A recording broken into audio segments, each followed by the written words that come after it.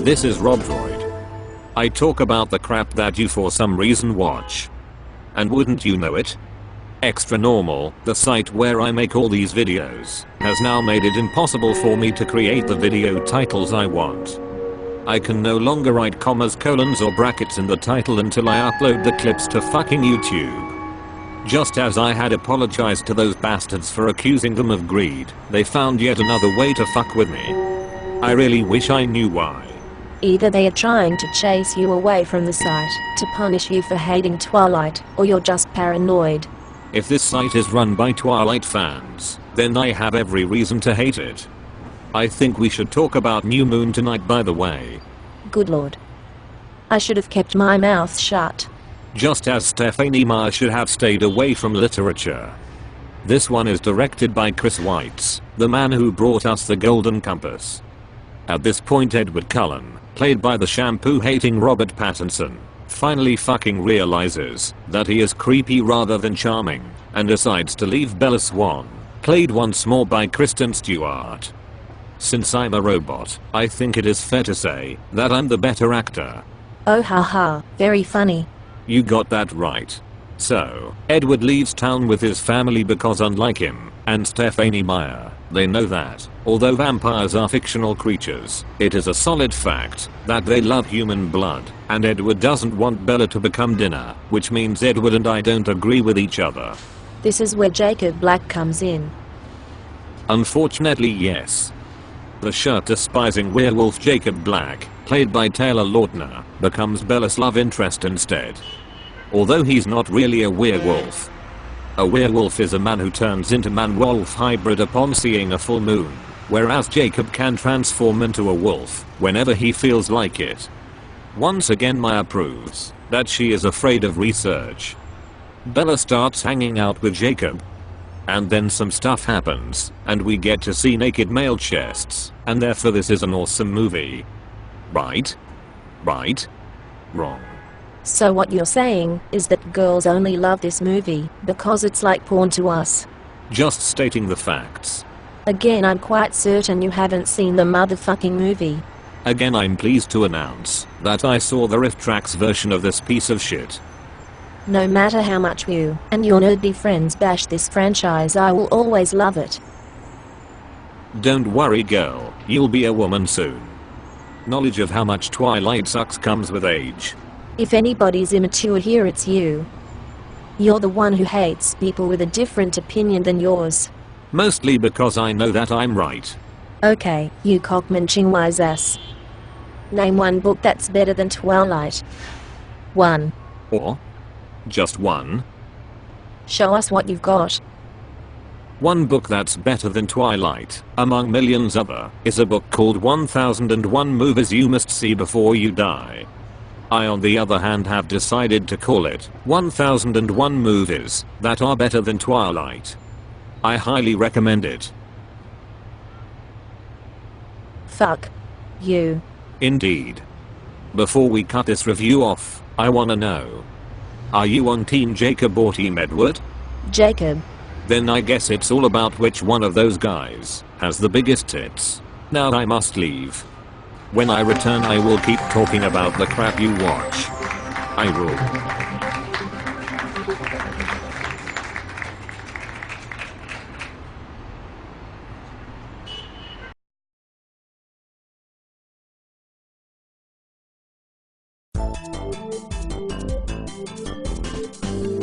And that concludes my Gothic Poetry Night.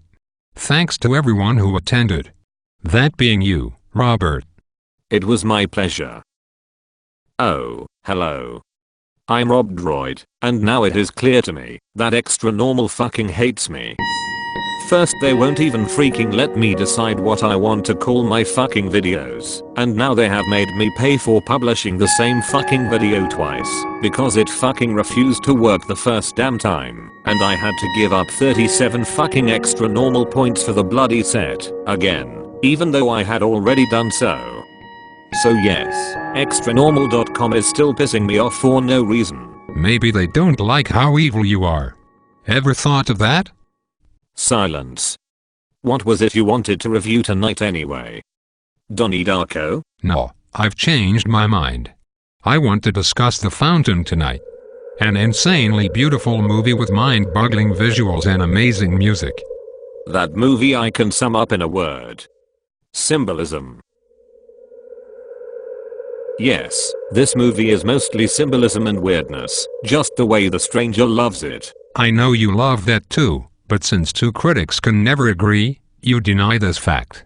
Why the hell would I fake my opinion? Because you're not allowed to agree with your guest critic. That wouldn't be very interesting to watch, would it, Robert? Oh, be quiet. The Fountain is split up in 3 separate storylines. One takes place in the year 1500, one in the year 2005 and one in 2500 AD. Hugh Jackman is the star in each one of the storylines and Rachel Weisz is in there too. In 2005 Jackman appears to be doing some research on some strange tree that seems to be able to somehow heal ill people at the same time as Weisz, who's working on a novel called The Fountain, gets a stroke and eventually dies in the hospital. The 1500 story appears to be the story of the novel, where Hugh Jackman is a conquistador in Spain who is searching for the Tree of Life in Central America and possibly the road to Xibalba. I think Xibalba was the Mayan heaven or something like that. More like Mayan hell, actually. Hush. And finally in 2500, we see a bald Hugh Jackman in a spaceship that resembles a bubble, which he seemingly uses to travel to Xibalba together with the Tree of Life, which apparently contains the soul of Rachel Weisz, for some fucking reason. See the connection yet? I do. It's really quite simple. Oh boy. It's interpretation time. This is the part of the episode when the stranger tries to make this mind screw of a film seem sensical. The Fountain is about accepting death as an inevitable part of life. Hugh Jackman plants a seed from the Tree of Life on his wife's grave, where it grows into the tree he then takes with him to Xibalba, and he also uses it to stay young. When he reaches Xibalba, however, he realizes that he can do nothing to resurrect his wife, so he finishes her novel Annie's Mind, making the conquistador fail to gain eternal life, before he dies along with the immortality tree he brought with him. Nice try. But it's still weird as hell. But of course, this should come as no surprise to anyone who saw the 2 movies Darren Aronofsky made before this one. Requiem for a Dream and Pi. And if you tell me you didn't like those movies, I will personally mangle and drink your inner organs. You don't really seem like a nice guy, do you? Well, my wallet says nice motherfucker on it. Cute. So yes, this movie is weird and too stuffed with symbolism, and that is all I will say. Other than that, I have no problem with it. That is good. Because The Fountain is an amazing film with amazing music and visuals. A lovely puzzle. Surrealist film at its finest. Out of curiosity, what do you want for Christmas? I myself want a collection of Edgar Allan Poe stories, a voodoo doll resembling Justin Bieber, a lizard, an iPhone, and one of those incinerators from Portal which I wanna use to destroy copies of Twilight. What do you want? I want Xtranormal to stop hating me. I'm Rob Droid. I will try and keep talking about the crap you watch. Try.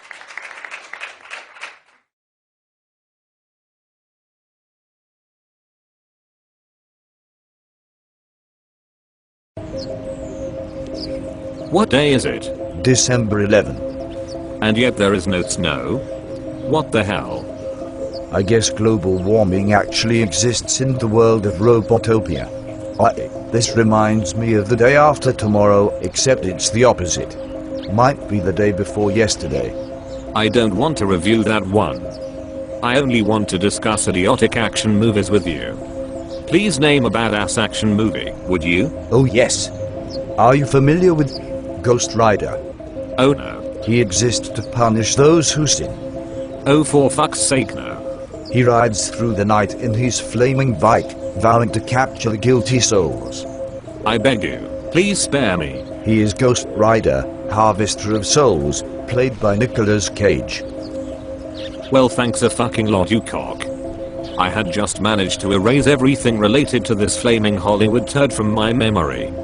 So yes, To my great dismay, we'll be talking about Ghost Rider today, because the memory of it just now came right the fuck back to me. No need to thank me. No reason to thank you. Tonight's movie is Ghost Rider, based on the equally silly but much more awesome Marvel comic of the same name. This is another one of those movies where Nicolas Cage felt that he simply had to play the hero. He doesn't seem to like it when he gets cast in roles that actually fit him. In this one, he gives up his soul to the devil, played by Peter Fonda, in order to become the most awesome biker the world has ever known. And thus he becomes the Ghost Rider. Complete with flames and a burning skull, to make 13-year-old boys come in their trousers. That goes for old red robots as well. Ooh. Flames. I think I may have just lost my will to exist. Nevertheless, I shall attempt to continue this rather inappropriate review. Shortly after becoming Ghost Rider, he must defeat the evil metrosexual demon Blackheart, who is trying to cause hell on Earth. Well, you know what Belinda Carlisle says. Hell is a place on Earth. Oh, shut up. Cage also meets an old mysterious cowboy, played by who else but Sam Elliott, who turns out to be his predecessor, the Phantom Rider. He is even cooler because he possesses a flaming horse as opposed to Cage's flaming motorcycle. Try not to ejaculate again, Professor, okay? Okay. Cage's love interest in this film is a woman who never buttons her shirt all the way, played by Eve Mendes. Can I blow my load now? You do that, and I will go Jules Winfield on yo sorry ass bitch. Bottom line, this movie was a failure. It is silly, clumsy, quite boring, and I didn't care much for the religious symbolism. A sequel was never made, and that's probably for the best. I wouldn't want to see more of this rubbish. Have you not heard that they are developing a sequel right now?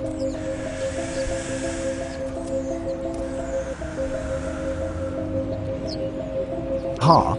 I didn't know robots could sigh. Leave me alone. Indeed.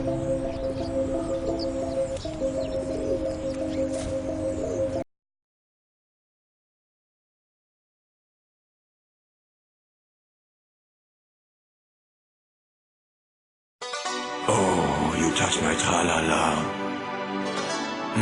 My ding-ding-dong.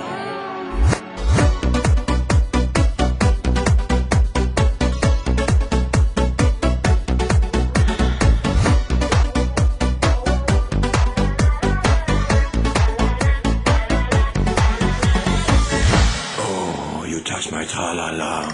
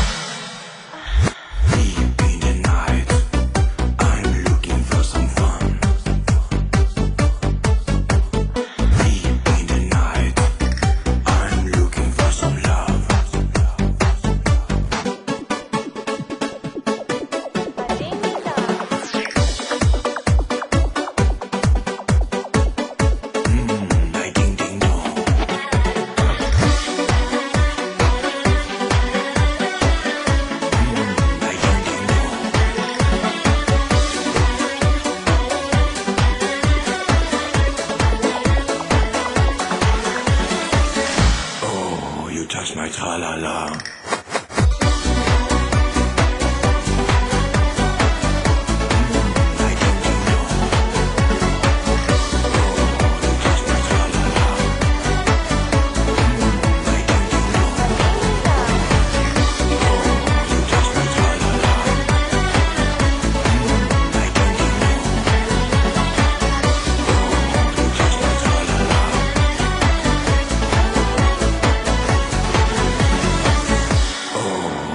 My tra-la-la. My ding-ding-dong.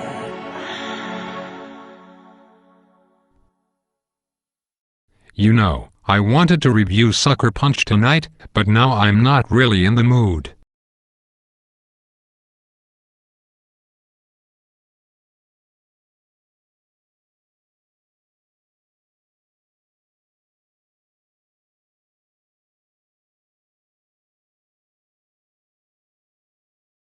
Hello everybody. Now dawns a new day. Indeed. This is the first episode of Robot Film Talk, the first episode edited in Xtranormal state, and the first episode without Rob. His voice chip is no longer available anywhere. No. I must say though, I miss him a little. Not me. He was such a small-minded fool, and I do not mind being rid of him, at last. Now, shall we talk about a movie? How about we don't just talk about random movies, but about genres, actors and stuff, just to vary a little, you know. Marvelous idea. Now, what can we say about Adam Sandler? Well, he's an actor who clearly has talent, yet has a tendency to star in movies that do not fit him. Yeah, he's obviously not funny, so what's with all the comedies he's in? Who knows? Now, stranger. You saw Click, right? Not a very good movie, but it showed that Sandler can act well. Yup, he should try dramatic roles instead, and our hatred towards him might actually vanish. Oh, that would be good for him. Maybe, though I fear that the majority of the Earth's population enjoy toilet humor, a fact which makes me lose my hope for the race of humans. So people will probably be mad if Sandler actually came to his senses. Sadly. You may be right. I am. I suddenly feel depressed. Maybe we should not interfere. Maybe just let nature be. Maybe just let stupid people watch stupid movies. Indeed, making Sandler star in good movies is just like playing God. Yes. It is all very sad, but very true. Yes. Well, this seemed like a nice idea, didn't it?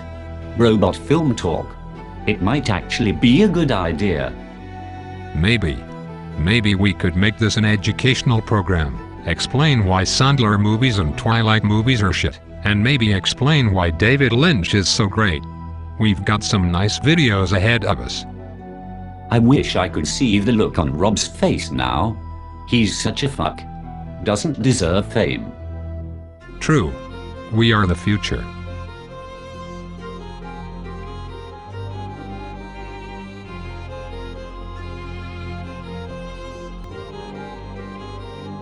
Is the fricking outro over yet? Soon. Now it's over.